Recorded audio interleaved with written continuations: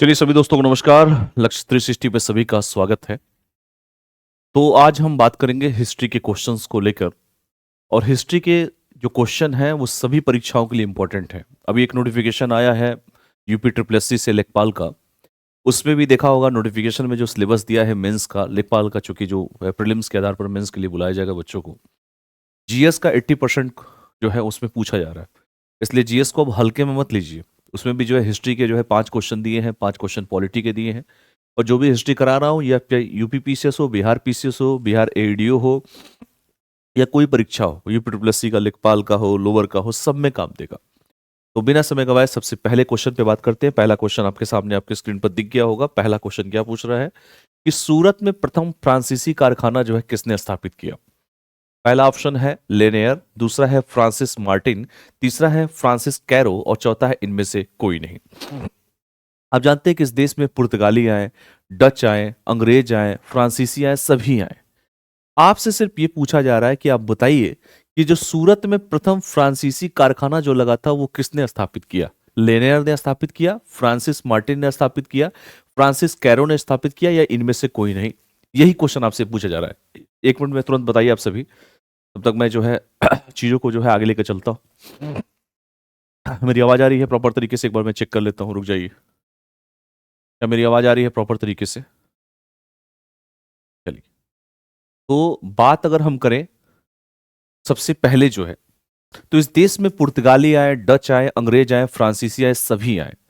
और भारत में फ्रांसीसियों का आगमन जो है सबसे पहले हुआ, क्योंकि फ्रांसीसियों के एक दल जो था वो, जिसका नाम था फ्रांसिस कैरो के नेतृत्व में। किसके नेतृत्व में? फ्रांसिस कैरो के नेतृत्व में अगर आप देखें तो 1667 ईस्वी में ये भारत आया। और इसने सबसे पहले जो है सूरत में अपना क्या किया? व्यापारिक कोठी का निर्माण किया 1668 में। कब किया गया था? 1667 में भारत आया। और 1668 की बात अगर करें, इसने क्या किया? व्यापारिक, जो पूछा जा रहा है क्वेश्चन कि व्यापारिक क्या किया इसने, तो व्यापारिक जो है कोठी का निर्माण इसने 1668 में किया। ठीक है ना? तो यही क्वेश्चन आपसे पूछा जा रहा है। तो फ्रांसिस कैरो था। आप जानते हैं कि सबसे शक्तिशाली कौन थे? अंग्रेज थे, ब्रिटिश थे। और चूंकि अंग्रेजों की नौसेना बड़ा मजबूत थी, जिसकी नौसेना पे पकड़ है वही राज करेगा। आज भी है, जिसकी रक्षा पे पकड़ है वही राजा है। सबसे शक्तिशाली कंपनी कौन थी? ईस्ट इंडिया कंपनी थी, जो 1600 ईस्वी में जो है इसकी स्थापना होती है। और 1613 में जो है सूरत में पहली अस्थायी कंपनी जो है ईस्ट इंडिया कंपनी ने स्थापित किया था। तो ये भी बात आप याद रखिएगा कि ये तो चूंकि फ्रांसीसी कंपनी का पूछा है, तो फ्रांसीसी कैरो की बात अगर हम करें, लेकिन अगर ईस्ट इंडिया कंपनी का पूछता ना, ईआईसी की, तो ईआईसी की स्थापना होती है कब? 1600 में। 1600 ईस्वी में जो है ईआईसी की स्थापना होती है। और ये अपनी पहली कंपनी कहाँ खोलती है? तो पहली कंपनी ये भी सूरत में खोलती है। कहाँ पर? सूरत में। और जाहिर सी बात है, किस साल खोलती है ये? सूरत में 1613 ईस्वी में। याद रखिएगा, 1613 ईस्वी में जो है खोलता है। ठीक है, तो ये भी याद रखिएगा। अगर आपसे पूछे कि डच ईस्ट इंडिया कंपनी कब खोला, ये भी क्वेश्चन, भाई पुर्तगाली आए, डच आए, अंग्रेज आए, फ्रांसीसी आए। हमने तो चलो फ्रांसीसी प्रश्न पूछा, लेकिन अगर आपसे पूछे डच ईस्ट इंडिया कंपनी कब आई, तो डच ईस्ट इंडिया कंपनी, याद रखिएगा, ईआईसी कब आया? 1602। डच ईआईसी की बात अगर पूछे तो 1602 में जो है इसका स्थापित हुआ, 1602 ईस्वी में। और आप जानते हैं कि चूंकि शुरुआत अगर देखा जाए, इनका जो मुख्य केंद्र था बेसिकली वह इंडोनेशिया था, लेकिन भारत में जो है भारतीय कपड़ों के व्यापार से ये जुड़े रहे और बाद में अंग्रेजों से प्रतिस्पर्धा में ये लोग पिछड़ गए थे। ठीक है, तो ये भी याद रखिएगा। बाकी चूंकि प्रश्न आपसे सिर्फ फ्रांसीसी कैरो से पूछा गया था, फ्रांसीसियों से पूछा गया था, तो पुर्तगाली आए, डच आए, अंग्रेज आए, फ्रांसीसी आए, सभी तो आए इस देश में। उनका मेन उद्देश्य क्या था? भारत में व्यापार करना था। लेकिन व्यापार करने के साथ साथ वो हमारे हर सेक्टर में इंटरफेयर करना चालू कर देते हैं, चाहे वो सामाजिक हो, आर्थिक हो, राजनीतिक हो, धार्मिक हो। तो कभी ये सोचिएगा कि अंग्रेज इस देश में तो आए थे व्यापार करने के लिए ना, लेकिन व्यापार करते करते वो हमारे भाग्य विधाता कैसे बन गए? यानी कोई ना कोई तो ऐसी समस्या हुई होगी ना, क्योंकि सभी बड़े बड़े नेता थे, जितने सॉरी राजा थे, सब लड़ रहे थे, उनको मौका मिल गया कि भाई इनसे हम लाइसेंस मांग रहे हैं, इनसे हम जो है कार्टेज मांग रहे हैं कि आप हमको लाइसेंस दे दो यहाँ पे हमको रोजगार करने के लिए, क्यों ना हम ही राजा बन जाए। भाई आपसे सरकार से मान लीजिए कोई टेंडर लेना हो, तो आप सरकार से परमिशन लेते हैं, बालू खनन करना हो परमिशन चाहिए, लेकिन आप ही सरकार बन जाएंगे तो किसी से परमिशन की जरूरत पड़ेगी? अंग्रेजों ने कहा बस यही चाहिए हमको, अंग्रेजों ने कर दिया जो करना था।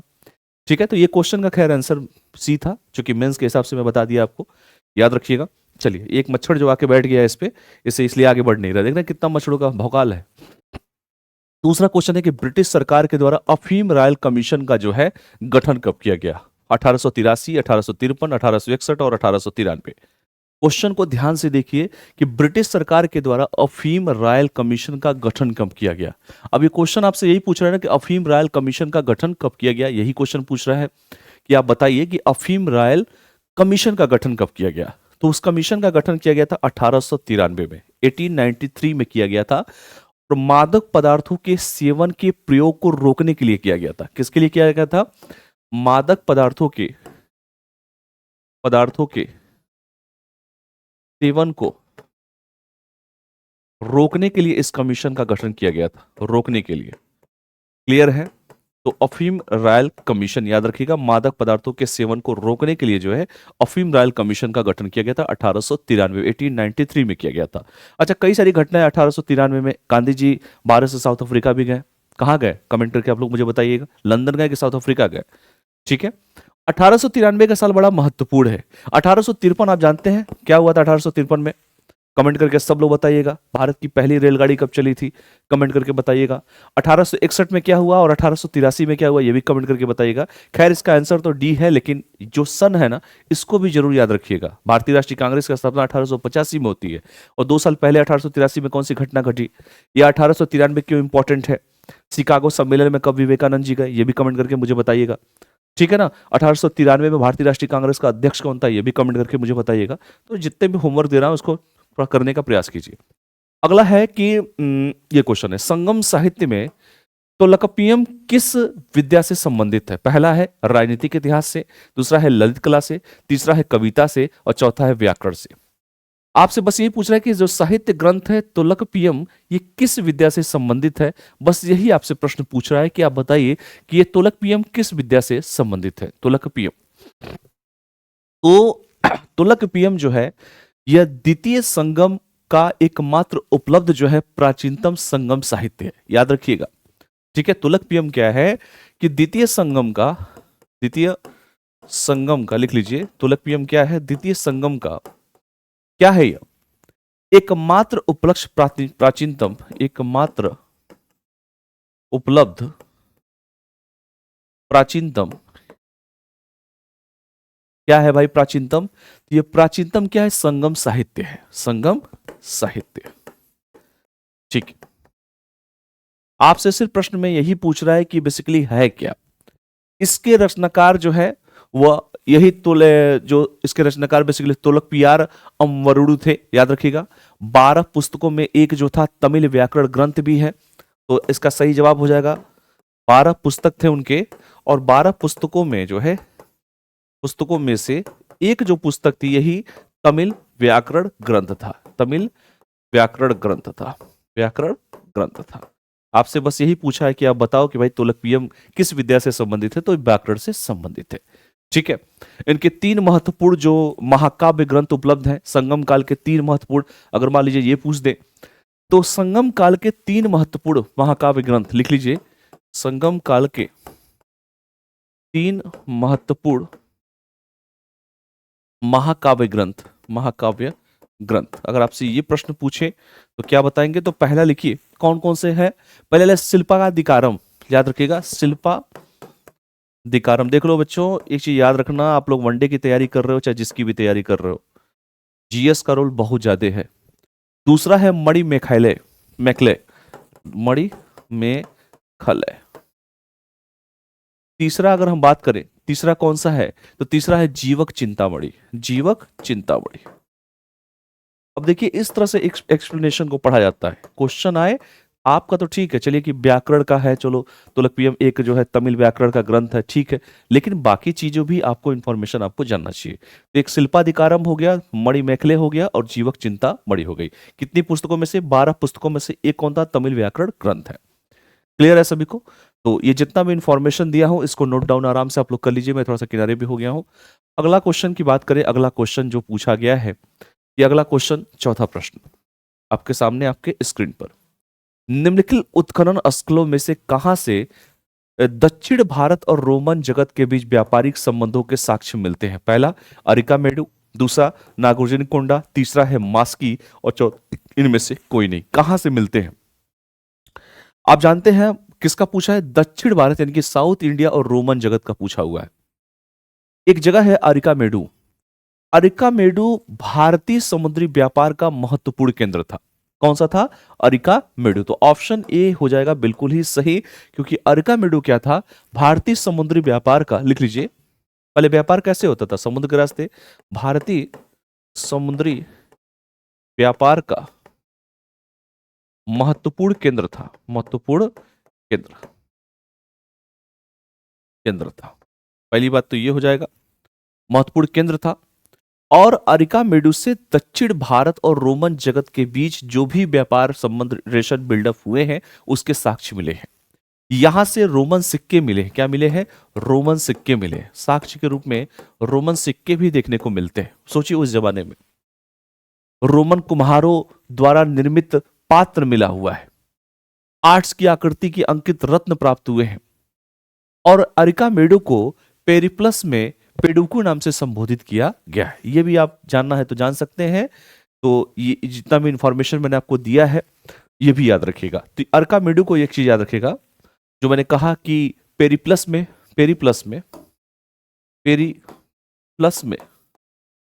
किस नाम से जाना गया है बेटा? इसको पेडुकू नाम से,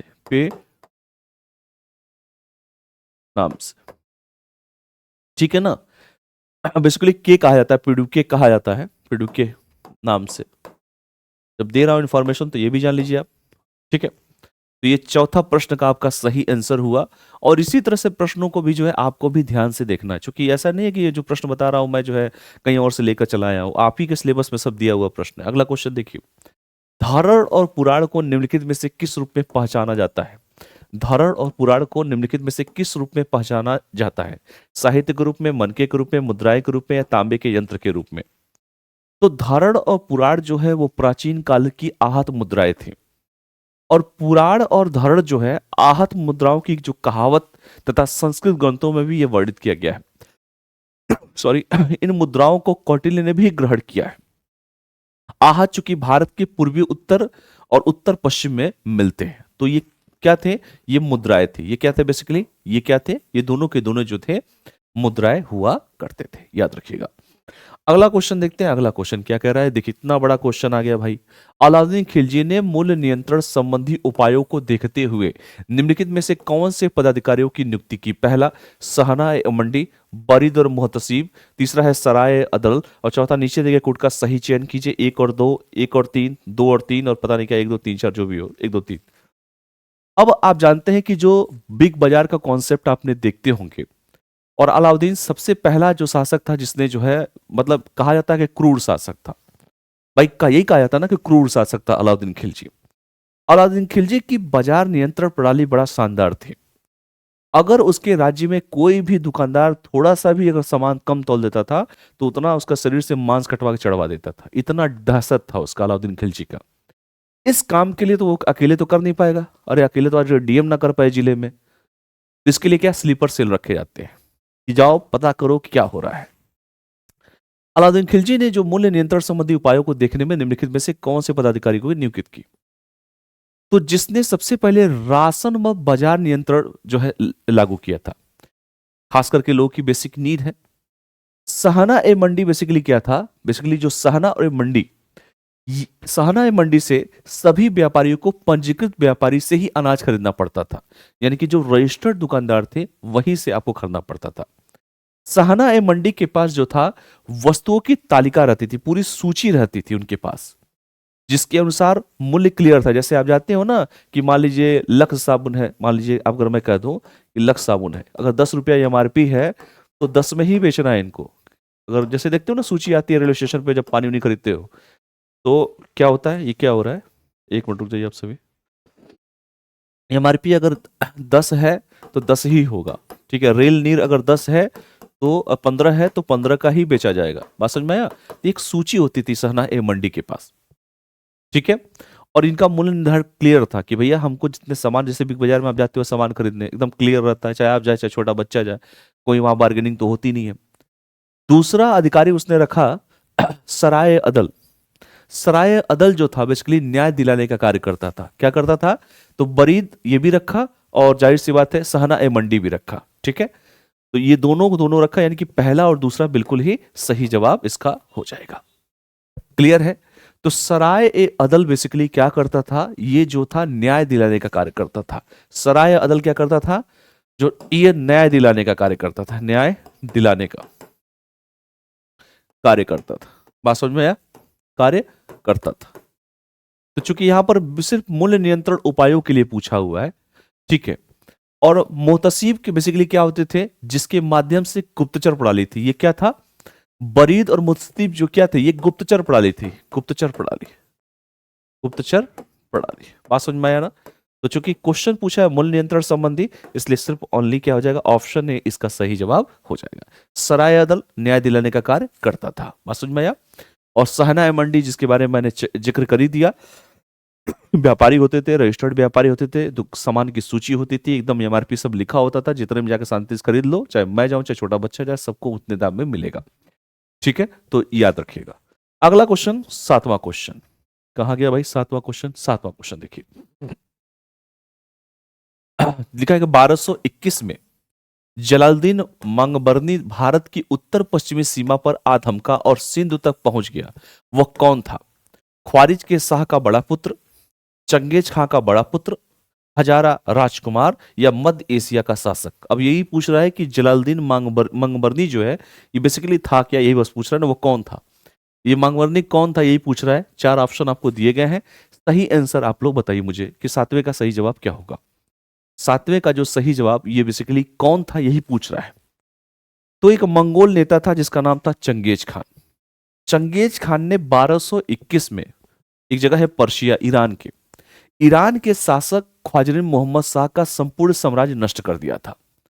और ख्वारिज्म जो था शाह जो है स्वयं क्या था? समुद्र की तट की ओर भाग आया, और उसी का ज्येष्ठ पुत्र था जिसका नाम था जलालुद्दीन मंगबरनी। ठीक है, मंगबरनी जो भी कहना कहिए। और ये कहां पर आया? सिंधु की तरफ आ गया। उस समय भारत में दिल्ली सल्तनत का शासक कौन था? इल्तुमिश था।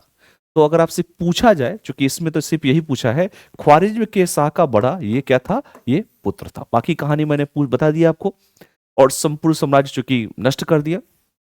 खैर, तो इसको याद रखिएगा। उस समय शासक कौन था? उस समय दिल्ली सल्तनत, उस समय दिल्ली सल्तनत का शासक लिखिए, सल्तनत का शासक इल्तुमिश था।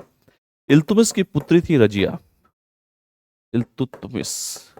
और इल्तुमिश की पुत्री कौन थी? रजिया सुल्तान। आपने पढ़ा होगा। ठीक है, जो लोग आज अपनी बच्चियों को अधिकार की बात हम लोग कर रहे हैं कि बेटा और बेटी का समान अधिकार है, इल्तुमिश तो सोचिए कि अपनी बेटी रजिया सुल्तान को, बच्चा निकम्मा था, बच्ची को अपने जो है सुल्तान बना दिया था। इल्तुमिश का नाम सुना होगा आप लोगों ने। आज लोग नहीं दे पा रहे हैं बच्चियों को, लंबी चौड़ी बातें करते हैं। इतना सब होने के बावजूद भी जो है लड़कियों को पराया समझा जा रहा है। भाई यही है ना कि पुत्र का पुत्री का बराबर अधिकार होना चाहिए, लेकिन आज भी कहा। लेकिन सोचिए, इल्तुमिश तो अपने रजिया सुल्तान उसी समय सुल्तान बना दिया था, अपने जिंदा जी सुल्तान बना दिया था। समझ में आया कि नहीं? चलिए अगला क्वेश्चन देखते हैं। आठवां प्रश्न, अखिल भारतीय मुस्लिम लीग का संस्थापक कौन था? ऑल इंडिया जो है मुस्लिम जो लीग है उसका संस्थापक पूछ रहा है। सर सैयद अहमद खान, मोहम्मद इकबाल, सर आगा खान, या नवाब सलीमुल्लाह खान? अब बताइए, इस तरह के प्रश्न जो है ये तो वन लाइनर टाइप के प्रश्न है, ये सीधे पूछ देगा। तो इस देश में बंगाल विभाजन भी हुआ, और बंगाल विभाजन चूंकि आज का जो बंगाल देख रहे हैं वैसा बंगाल नहीं था। उस बंगाल में पूर्वी बंगाल, अगर मैं बंगाल कहूं तो बंगाल का मतलब क्या है? बंगाल का मतलब सब कुछ है। पूर्वी बंगाल है, पूर्वी बंगाल जिसे हम पूर्वी पाकिस्तान, जिसे हम आज बांग्लादेश कहते हैं। पश्चिम बंगाल है, ठीक है, पश्चिम बंगाल है। इतना बड़ा बंगाल था। बिहार था, असम था, और क्या था? उड़ीसा था। इतना बड़ा बंगाल था। जब इस देश में बंगाल विभाजन हुआ तो अंग्रेजों ने क्या कहा? अंग्रेजों ने कहा कि हमें प्रशासन चलाने में कठिनाई हो रही है। लेकिन असली मंतव्य तो कुछ और था अंग्रेजों का, फूट डालो और राज करो। क्योंकि पूर्वी बंगाल का जो एरिया था यहां पर मुसलमानों की संख्या ज्यादा थी। पश्चिम बंगाल, असम, बिहार में जो देखेंगे वहां हिंदुओं की संख्या ज्यादा थी। और वो हिंदू और मुस्लिम एक साथ रहते थे, लेकिन लॉर्ड कर्जन के दिमाग की उपस्थिति की कैसे बंगाल को हम विभाजित कर दें, हिंदुओं को मुसलमानों के खिलाफ अलग कर दें और हिंदुओं को मुसलमानों के खिलाफ भड़काएं। और मैंने कहा चूंकि ये बंगाल विभाजन आपने पढ़ा होगा, और बंगाल विभाजन के बाद इस देश में स्वदेशी मूवमेंट चलता है कि विदेशी वस्त्रों को जलाना है, स्वदेशी की भावना से ओतप्रोत होकर स्वदेशी वस्तुओं को जो है क्या किया गया, अडॉप्ट किया गया। खैर, लेकिन इसमें पूछा कि अखिल भारतीय मुस्लिम लीग का संस्थापक कौन था। 4 ऑप्शन आपके पास दिया हुआ है। तो ढाका के जो नवाब थे जिसका नाम था सलीमुल्लाह खां, और सलीमुल्लाह खां के नेतृत्व में 30 दिसंबर 1906 को, याद रखिएगा, ढाका में मुस्लिम लीग का अधिवेशन में जो है अखिल भारतीय मुस्लिम लीग की स्थापना की घोषणा किया गया था। इसका जो सही जवाब हो जाएगा वो हो जाएगा ऑप्शन डी, इसका सही जवाब हो जाएगा। चूंकि आपसे सिर्फ और संस्थापक पूछा था, तो संस्थापक कौन हो जाएंगे, नवाब सलीमुल्लाह खान इसके संस्थापक हो जाएंगे। ठीक है ना। चलिए अगला क्वेश्चन, 10वां प्रश्न। भारतीय राष्ट्रवाद के निर्माता थे, यही क्वेश्चन पूछ रहा है। महात्मा गांधी, सुभाष चंद्र बोस, जवाहरलाल नेहरू। दूसरा है लाल बाल पाल, जो तीसरे तीनों है, लाल बाल पाल और बाल गंगाधर तिलक, बिपिन चंद्र पाल या लाला लाजपत राय, सब बोला है। तीसरा बोला है सुभाष चंद्र बोस, भगत सिंह, चंद्रशेखर आजाद या विनायक दामोदर सावरकर। चौथा है कि वीडी सावरकर, लाला हरदयाल, चंद्रशेखर आजाद। और पूछा है कि भारतीय राष्ट्रवाद के निर्माता कौन थे। अब इस तरह का प्रश्न, चूंकि ये क्वेश्चन ये यूजीसी नेट में पूछा हुआ प्रश्न है, ये मैं क्वेश्चन ऐसे नहीं पूछ रहा हूं, ये यूजीसी नेट में क्वेश्चन पूछा हुआ है। आप जानते हैं कि 2 ग्रुप हुआ करता था, एक था उदारवाद का और एक था उग्रवाद का। उदारवादी जो लोग थे, जो लिबरल थे, वो क्या चाहते हैं कि रिफॉर्म करना चाहते हैं, सुधार करना चाहते हैं कि हम चुनाव लड़ेंगे, अंदर जाएंगे। जब आदमी ज्यादा पढ़ लिख लेता है तो रिफॉर्म की बात करता है।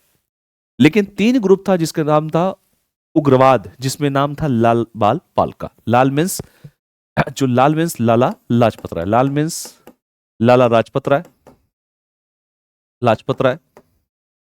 पाल मीन्स पाल गंगाधर तिलक।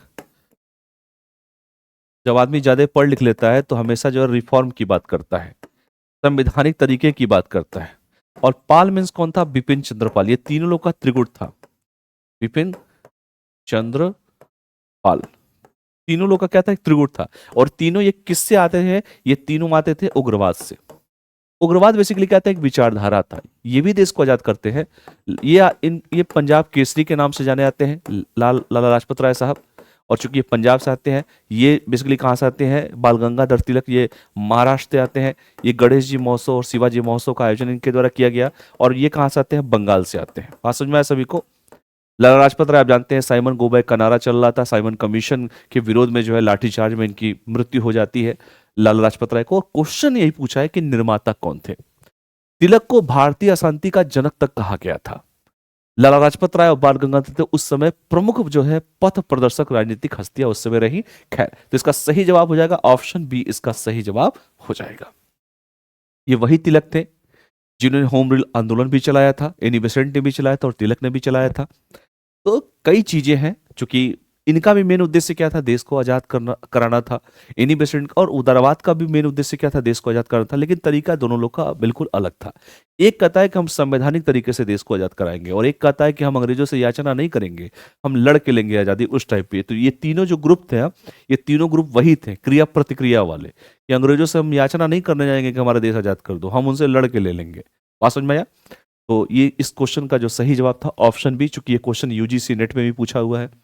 अगला क्वेश्चन है कि गदर पार्टी को पहले किस नाम से जाना जाता था। जो गदर पार्टी थी, भारतीय स्वतंत्रता समाज, भारत गणराज्य सेना, भारतीय राष्ट्रीय सेना या Hindustan Association the Pacific Coast, किस नाम से जाना जाता था, यही क्वेश्चन आपसे मैं पूछ रहा हूं। कि जो गदर पार्टी थी ना, आपको मैंने सारी पार्टियों के बारे में जब पढ़ाया, तो गदर पार्टी की स्थापना कहां हुई, पहले तो ये जानो। तो गदर पार्टी की स्थापना अमेरिका में लाला हरदयाल के सहयोग से हुआ था, पहली बात तो ये जानो। दूसरा, इसका जो पूर्व नाम था Hindustan Association of the Pacific Coast, क्या नाम था इसका, Hindustan Association of the Pacific Coast क्या था इसका, पहले इस नाम से जाना जाता था। ठीक है। और चूंकि इसकी स्थापना मैंने कहा कि कहां कहां हुआ था, अमेरिका में हुआ था गदर पार्टी का। और चूंकि प्रथम विश्व युद्ध का दौर भी चल रहा था, तो प्रथम विश्व युद्ध के पूर्व भारत में क्रांतिकारी गतिविधियों में वृद्धि भी हुई थी, ये भी जानिए। तो गदर पार्टी की अगर स्थापना पूछे कहां हुआ था, सैन फ्रांसिस्को अमेरिका में हुआ था। और किसके सहयोग से हुआ था, लाला हरदयाल, लाला हरदयाल। ठीक है, तो इस क्वेश्चन का हमको आंसर मिल गया। इसका पूरा नाम था Hindustan Association of the Pacific Coast. अगला क्वेश्चन बात करते हैं। अगला क्वेश्चन, 1942 के भारत छोड़ो आंदोलन के संबंध में निम्नलिखित में से कौन सा कथन सही नहीं है? ये पूछ रहा है। पहला, यह एक स्वतः स्फूर्त आंदोलन था। दूसरा, इसका नेतृत्व महात्मा गांधी ने किया। तीसरा, यह एक अहिंसावादी आंदोलन था। और चौथा, इनमें से कोई नहीं। आपसे पूछ रहा है कि इसमें से कौन सा सही नहीं है। जब आपने भारत छोड़ो आंदोलन पढ़ा होगा, और भारत छोड़ो आंदोलन के समय आप जानते हैं सारे बड़े नेताओं ने क्या किया, गिरफ्तार कर लिया गया। सारे बड़े नेताओं को जब गिरफ्तार कर लिया गया, ऑपरेशन जीरो आवर लगा के, कोई नेता लीड करने वाला था ही नहीं। जिनको पकड़ा गया जेल में डाल दिया गया, जो लोग छुप के भाग गए, कुछ प्रचार प्रसार कर ही रहे थे। उस समय कोई नेता नहीं था। गांधी जी ने पूरा एक कार्यक्रम बना दिया था कि भैया अब हम जो है एक, हमको क्या करना है, करो या मरो, एक नारा दिया था गांधी जी ने। वरिष्ठ नेताओं को गिरफ्तार करके जेल में डाल दिया गया था। लगातार हिंसा भी होने लगी थी, आप जानते ही हैं। लेकिन कोई नेतृत्व करने वाला नहीं था। बस यही क्वेश्चन तो फंसा रहा है आपको। यह एक स्वतः स्फूर्त आंदोलन था, बिल्कुल सही बात है। अच्छा, गांधी जी के जितने भी आंदोलन देखिए, मैं बार बार कहता हूं कि गांधी जी का जो भी आंदोलन था वह स्वतः स्फूर्त स्पॉन्टेनियस आंदोलन था, जिसे हम स्वतः स्फूर्त करते हैं। पहले आंदोलन का स्वरूप इतना था, फिर आंदोलन स्वरूप इतना हुआ, फिर बढ़ गया, फिर बढ़ गया, और फिर लास्ट में आके पूरा बढ़ गया। इसलिए मैं कहता हूं कि गांधी जी को समझना बहुत कठिन, मुमकिन नहीं, नामुमकिन है। जो व्यक्ति 1922 में जब असहयोग आंदोलन चल रहा है इस देश में, तो एक छोटी सी घटना चौरी चौरा होती है, चौरी चौरा कांड होता है, और वो असहयोग आंदोलन को वापस ले लेते हैं। सोचिएगा, 22 में। और वही व्यक्ति 1942 में एक नारा देते हैं, करो या मरो। क्यों? क्योंकि 1922 की परिस्थितियां बिल्कुल अलग थी। उस समय देश में रोलेट एक्ट उसके पहले आ चुका था, जलियांवाला हो चुका था। तो उस समय भारत की परिस्थिति बिल्कुल अलग थी, और एक व्यक्ति को परिस्थिति ही उसको महान बनाती है। मैं बार बार कहता हूं कि इतिहास वो सब्जेक्ट है जिससे आपको सीख लेना चाहिए। अकबर के समय की परिस्थिति अलग थी, शाहजहां के समय की परिस्थिति अलग थी, हुमायूं के समय की परिस्थिति अलग थी। एक व्यक्ति को परिस्थिति ही डिसाइड करती है कि वो किस प्रकार का शासक बनेगा। बात समझ में आया? अकबर के चूंकि ग्रैंडफादर थे इस देश में, बाबर, बाबर ने कहा था अगर इस देश में राज करना है तो आपको एक ऐसी जाति है जिसको साथ लेकर चलना पड़ेगा, वो है राजपूत। और अकबर का पालन पोषण भी राजपूताना में ही हुआ। उसने सारे बड़े बड़े पोस्ट पे, लड़ने वाले पोस्ट पे राजपूतों को ही हायर किया था वो, क्योंकि उसको मालूम था कि खेलना कैसे है। इसीलिए इतिहास के पन्नों में अकबर का नाम स्वर्ण अक्षरों में अंकित है। बात समझ में आया? गांधी जी जब इस देश में आए और देखे कि दोनों के दोनों ग्रुप अलग अलग हैं। गांधी जी के गुरु थे गोपाल कृष्ण गोखले।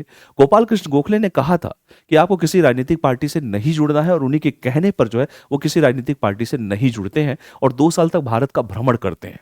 लखनऊ समझौता होता है, लखनऊ समझौते में आचार्य रामचंद्र शुक्ल साहब मिलते हैं। उसी लखनऊ समझौते में, चूंकि सूरत अधिवेशन के बाद दोनों ग्रुप अलग हो गए थे, वहां मिलते हैं, और सभी जानते थे गांधी जी क्या चीज है। और उस कहते हैं कि चंपारण आइए, नील किसानों की समस्या को दूर कीजिए। चंपारण जाते हैं, चंपारण, अहमदाबाद, अखेड़ा, तीनों आंदोलन सुपरहिट हो जाता है। असहयोग आंदोलन करते हैं। लेकिन गांधी जी ने कहा था कि किसी प्रकार की हिंसा नहीं होनी चाहिए। हिंसा हो गई, आंदोलन वापस, और हिंसा चोरी चोरा में हो गई। 22 पुलिसकर्मियों को जो है जिंदा जला दिया गया, थाने में घुस के भीड़ ने कर दिया। गांधी जी को पता चला हिंसा हुआ, तुरंत आंदोलन को वापस। ये वो व्यक्तित्व का नाम है मोहनदास करमचंद गांधी। क्योंकि 1922 की परिस्थिति बिल्कुल ही अलग थी। 42 आते आते परिस्थिति बिल्कुल अलग थी, क्योंकि सेकंड वर्ल्ड वॉर का दौर चल रहा था, और जिस तरह से जापान अपना जो है कसर दिखाई रहा था, अंग्रेजों को भी लगने लगा कि बस हमारा तो है पत्ता साफ होने वाला है। तो कोई नेतृत्व करने वाला नहीं था। इसलिए मैंने कहा कि आंदोलन का स्वरूप पहले इतना था, फिर इतना हुआ, फिर इतना हुआ, फिर बढ़ते चला गया आंदोलन का स्वरूप। तो सारे बड़े नेताओं को जेल में डाल दिया गया, और वही गांधी जी ने नारा दिया था, करो या मरो।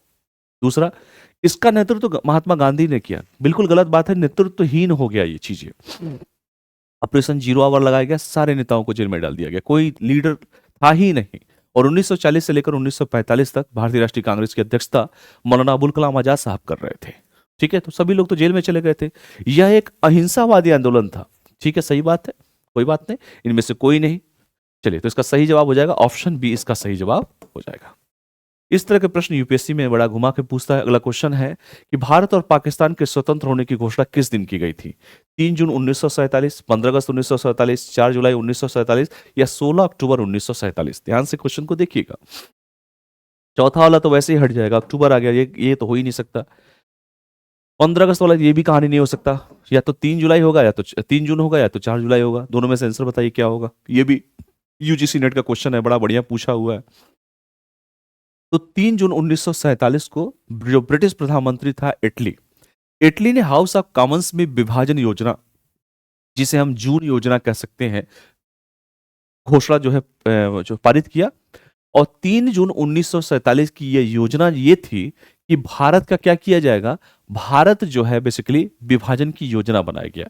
उसमें ये उल्लेख किया गया था कि अंग्रेजों द्वारा भारतीयों को सत्ता क्या किया जाएगा, ट्रांसफर कर दिया जाएगा, और मुस्लिम बहुल प्रांतों को यह चुनने का अधिकार था कि वो भारत में रहे या तो पाकिस्तान में रहे। तो इसका जो सही जवाब है वो हो जाएगा 3 जून 1947। अंग्रेज है सब, अंग्रेज चले गए इस देश से, लेकिन अंग्रेजियत नहीं गई इस देश से। खैर, आप समझ सकते हैं क्या मैं बोला। अगला क्वेश्चन है, देखिए क्या लिखा है, क्वेश्चन ही कट गया क्या पूरा। चलिए, जब कट गया तो हटाइए दो इसको। अगला क्वेश्चन देखते हैं। अंत में निम्नलिखित कथनों पर विचार कीजिए। कथन कह रहा है कि अंत में कांग्रेस के नेताओं ने भारत के विभाजन का प्रस्ताव स्वीकार कर लिया। कारण ये कह रहा है कथन का कि वे अस्वस्थ हो गए कि यही एकमात्र उपयुक्त समाधान बचा था। उपयुक्त दो वक्तव्यों के संदर्भ में निम्नलिखित कथनों में से कौन सा सही है। पहला, ए और आर दोनों सही है, आर ए की सही व्याख्या है। दूसरा, ए और आर दोनों सही है, ए की सही व्याख्या नहीं है। ए सही है, आर गलत है। चौथा कह रहा है ए गलत है और आर सही है। बताइए क्या सही जवाब है। अगर आप हिस्ट्री पढ़े हैं नहीं पढ़े हैं, इससे कोई फर्क नहीं पड़ता, बस आपको यही बताना है कि सही क्या है और गलत क्या है। ठीक है, ध्यान से क्वेश्चन को देखिए और इसका जवाब दीजिए। आप जानते हैं कि राजगोपालचारी फार्मूला आया। राजगोपालचारी फार्मूला 1944 आपने पढ़ा होगा, सॉरी। द्विराष्ट्र सिद्धांत और ब्रिटिशों से भारत की स्वतंत्रता को लेकर जो है मुस्लिम लीग और भारतीय राष्ट्रीय कांग्रेस के अलग अलग विचारों के कारण जो है ये पैदा हुई मतभेद को सुलझाने के उद्देश्य से लाया गया था। इसी में गांधी जिन्ना वार्ता होती है, चूंकि यह वार्ता चूंकि मुस्लिम लीग को लेकर हुआ था। भुल्लाभाई देसाई लियाकत अली समझौता भी हुआ था। खैर, तो इसका चूंकि लास्ट में यही डिसीजन आया, जो क्वेश्चन भी कह रहा है कि अंत में कांग्रेस के नेताओं ने भारत के विभाजन का प्रस्ताव स्वीकार कर लिया, और कारण यह दे रहा है कि वो अस्वस्थ हो गए थे कि यही एकमात्र उपयुक्त समाधान बचा था। यही क्वेश्चन भी पूछ रहा है। यानी कि दोनों सही है और आर ए की सही व्याख्या बिल्कुल सही बात है, लास्ट में यही हुआ था। तो इसका सही जवाब, चूंकि गांधी जी और जिन्ना के बीच में भी वार्ता हुआ, भुल्लाभाई देसाई और लियाकत समझौता भी हुआ, शिमला सम्मेलन भी हुआ। आप जानते हैं ना, इस देश में बेवेल प्लान, बेवेल योजना आई थी 1945 में, शिमला समझौता भी होता है। बात समझ में आया सभी को। और 25 जून को वेवेल योजना पर जो है विचार करने के लिए एक सम्मेलन बुलाया गया था, शिमला सम्मेलन, जिसमें मुसलमानों के लिए जो है सुरक्षित सीटों के आवंटन को भी जगह दी गई थी। क्लियर है सबको। चलिए, तो दोनों के दोनों सही है, ए आर ए की सही व्याख्या है, बिल्कुल सही जवाब है। चलिए, आज का सबसे आखिरी प्रश्न।